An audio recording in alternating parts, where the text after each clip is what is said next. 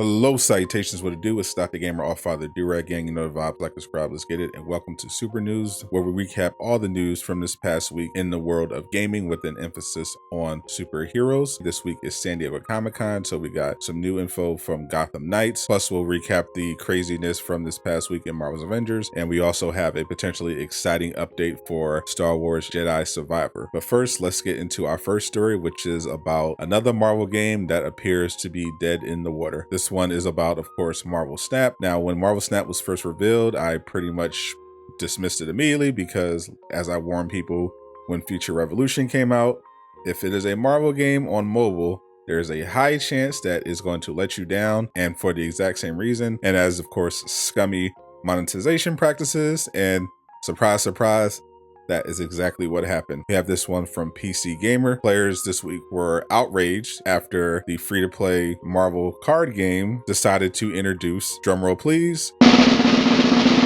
loot boxes. Marvel Snap is not your typical card game. Unlike a card game like, say, Yu-Gi-Oh!, where you have boxes that consist of a bunch of different cards of various rarity, and you can buy a bunch of packs until you get the cards that you want. In Marvel Snap, players are locked onto this sort of collection track, which randomly gets you a card every several intervals, which is not ideal in a CCG because that puts a lot of emphasis on RNG when you're trying to build your deck. So, in response to feedback about this system, the developer Second Dinner introduced a way to target specific cards for your decks in the form of limited time Nexus events, which introduced the loot boxes. Essentially allows you to play real money for a chance to get exclusive cards, variants, and avatars. They introduced 2 ultra rare cards in the current Nexus event pack, Jane Foster Thor and Destroyer. And people found out that each Nexus event card has about a 1.5% chance of appearing per spin. So hypothetically speaking, you can end up spending about $500 trying to get both. On top of that, the common rewards in the packs aren't even cards, but in-game currency and resources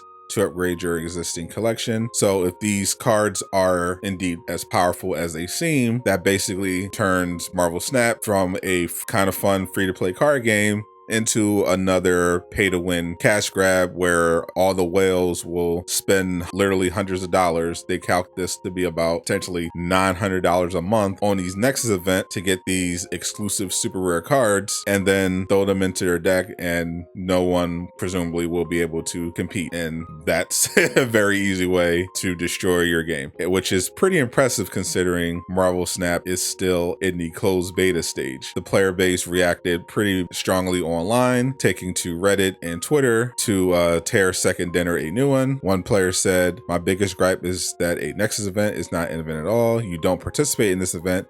Just dump your wallet into it." Well said. A Marvel mobile game is a pay-to-win cash grab. In other news, the sky is blue and water is wet. Our next story is about Gotham Knights. They had a presence at San Diego Comic-Con, and we got to hear from creative director Patrick Redding of WB Montreal, and he gave us some more details about the upcoming action RPG, which is due out this October. He confirmed that the Joker will not appear in Gotham Knights. However, he said he would not confirm or deny whether Harley is, which means Harley is probably in Gotham Knights. Otherwise, he would have just said Harley is also not in Gotham Knights. Redding also confirmed that Batman is actually dead. He dies in the first 10 minutes, setting up the plot, and remains dead at the end of the game. It's unclear based on if you know the story of the Court of Owls, which Gotham Knights is telling. It'll be interesting to see if this is kind of a semantics game with the way he's using Batman as dead, but we'll see when we actually play the game. He also said there is exactly one Riddler question mark in all of Gotham Knights. During the panel, he also gave us a new trailer showing off Batgirl. It is the latest in the cinematic trailers that they've been showing off. The first one was Nightwing, and then they followed that up with Robin. So after Batgirl, there's still Red Hood left. We also got some potentially interesting Star Wars Jedi Survivor news. According to Internet Detectives, Jedi Survivor was listed on the PlayStation database for early March 2023, potentially late February, which would be be a pretty quick turnaround from announcement to release, which would be ideal because a lot of people are looking forward to Jedi Survivor. So the sooner we get this game, the better. It was also another interesting week in Marvel's Avengers. First off, they released an alternate version of the Endgame Iron Man skin, this one with the Infinity Gauntlet and battle damage. This, of course, is from the scene in Endgame where Iron Man takes the gauntlet from Thanos and snaps him and his army out of existence. This skin, of course, was leaked previously by Miller, who we'll be talking about soon, and generated some split reactions. We had people that, of course, were excited because they think it looks really cool. You also had a lot of people that were disappointed. They don't like the idea of having to pay $14 for a variant of the exact same skin. There are also people that were disappointed that this skin did not come with a snap emote, which in my opinion is another missed opportunity. They could have easily made some extra bread by slapping this in a bundle along with that emote, as well as even a nameplate from Endgame. That is Crystal Dynamics for you. They still have not released MCU Jane. When it comes to capitalizing on marketing opportunities, they commonly fumbled the bag. Marvel's Avengers also released a patch mainly aimed at fixing some bugs. Unfortunately, among the bugs that they addressed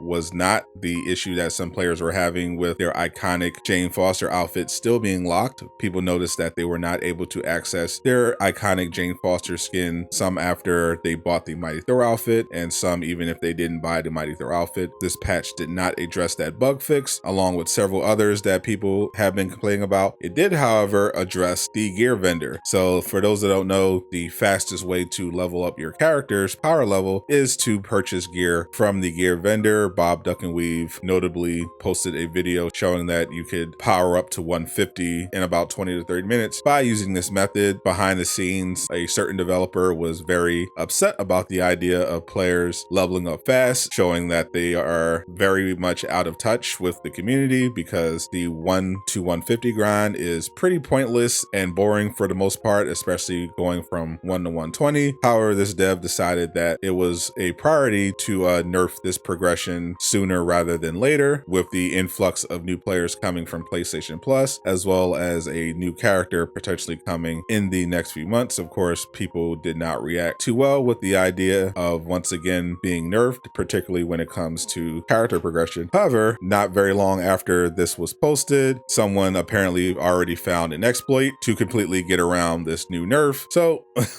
remains to be seen how Crystal Dynamics will respond to this. We mentioned Miller earlier. Miller was up to his old tricks again. He first confirmed that Thordis was added to the patch that we just talked about, patch 2.5.1. Thordis is, of course, arguably the most requested skin from Jane Foster after it was revealed before her launch, but still has not been added to the game. Pretty obvious to see why people were particularly excited about this skin.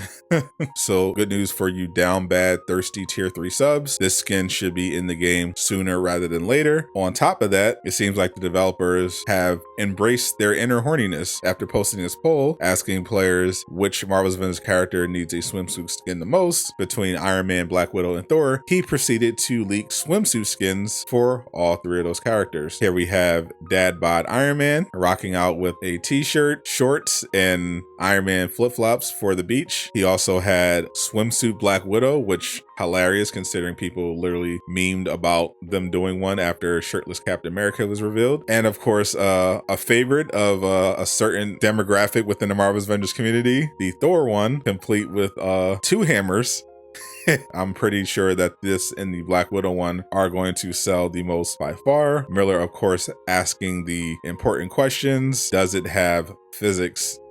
And I hope to God that I never find out. Also, not long after Miller dropped this leak, we found out someone had access to these skins early, and we got some screenshots of those swimsuit skins. This is Thor and Tony, Widow, Widow's booty, and a close-up of Widow in that Bond girl inspired swimsuit outfit. Crystal Dynamics at least understanding one thing about making money off cosmetics, horny cells. Good that they're finally on board. We got an update from our boy CD Nick E, developer at Crystal Dynamics on the marketing side. Unsurprisingly, misinformation about Marvel's Avengers was being spread on Reddit, and he felt compelled to chime in and clear the air. This was in reference to the idea that Marvel's Avengers would be no longer doing story content. This is, of course, the exact opposite of what lead developer Brian Wagner announced several weeks ago when talking about their plans for content going forward. And CD Nick E came in here, cleared the air in response to a thread where a player said they were sad that Marvel's Avengers would no longer be focusing on story content. Nick said, "I've seen this in a few places, and while I sort of see how folks have gotten here,